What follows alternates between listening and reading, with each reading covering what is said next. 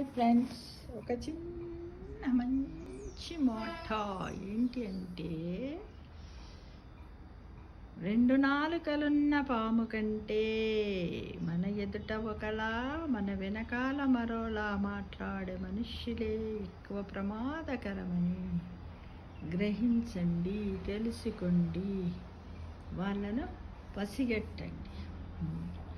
రెండు నాలుగలు ఉన్నా కూడా అదేంటి అప్పుడే నాకుతుంది, వెళ్ళిపోతుంది. కానీ మనం ముందు ఒక రకంగా నువ్వు ఇది చేసావు అది చేసావని అనడం, మనం పోయిన దేవుడు ఏం చేసిండు వాడు ఇట్లా అని మన గురించి చెప్తారు చూడండి.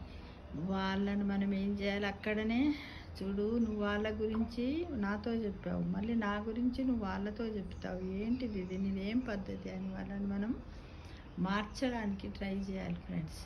అది మంచి పద్ధతి కాదు. ఏదన్నా ఉంటే ఎదుటనే మాట్లాడాలి, వెనక మాట్లాడకూడదు. వెనక మాట్లాడినట్టయితే అది వేరే దాని కిందికి వస్తుంది. చాడీలు చెప్పడం అంటారు కదా, దాని కిందికి వస్తుంది.